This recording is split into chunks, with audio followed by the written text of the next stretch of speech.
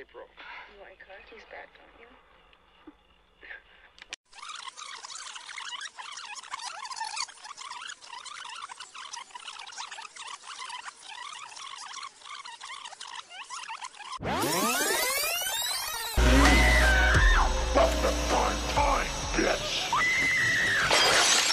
Hello and welcome to Primetime, bitch! Bref de romance et de mélancolie, laissons Francesco à ses cadavres. Aujourd'hui, on part du côté d'un film de zombies plus récent. Une pépite contemporaine qui a fait son effet lors de sa sortie. Ne coupez pas débute sur un plan séquence et sur une équipe en plein tournage d'un film de zombies qui se fait réellement attaquer, par des zombies. S'ensuit pas mal de cris, de sang et d'enchaînements burlesques.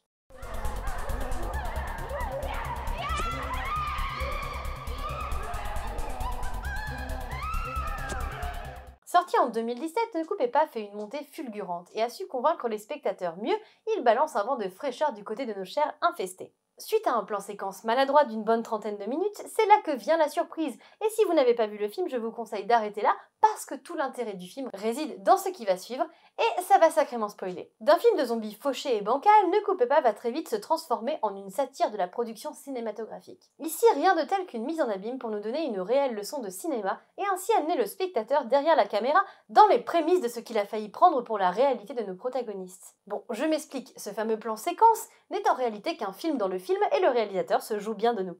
C'est lorsqu'il nous embarque dans un flashback dans les studios et leur souhait de voir un film de zombies en plan séquence que le spectateur comprend qu'il s'est fait avoir pour son plus grand plaisir. À partir de là, Ne coupez pas revient intégralement sur ce premier plan séquence et nous démontre toute l'ingéniosité dont il a fait preuve. Tout n'est que burlesque et enchaînement jouissif. Foncez découvrir cette petite pépite qui, telle des poupées russes, enchaîne les mises en abîme. Plus il avancera dans le visionnage, plus le spectateur découvrira un film touchant sur la passion du genre, mais aussi et surtout sur ses procédés totalement hilarants. Ne coupez pas prouve qu'il n'est pas nécessaire de tomber dans une surenchère de CGI, mais bel et bien de faire tourner ses méninges au risque de devenir le casse-croûte de nos chers morts-vivants.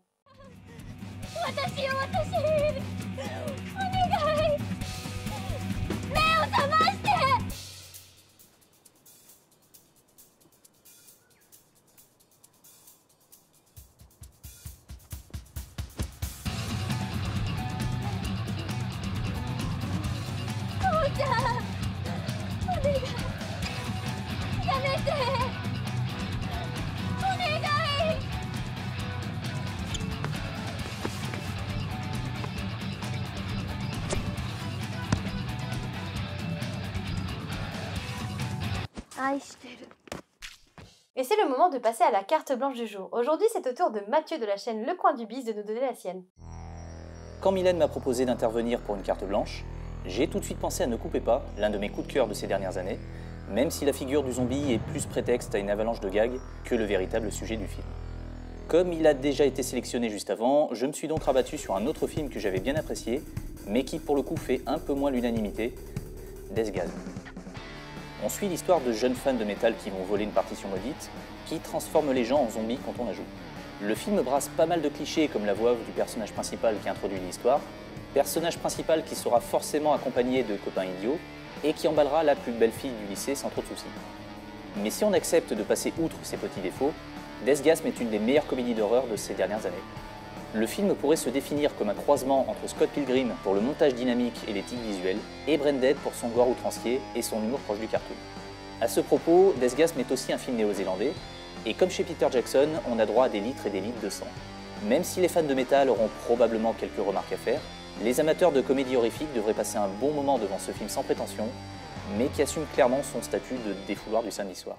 Merci Mathieu pour cette carte blanche. Enfin, n'hésitez pas à me taguer avec le hashtag Welcome to Halloween Mood si vous visionnez Ne coupez pas et à demain pour une nouvelle vidéo.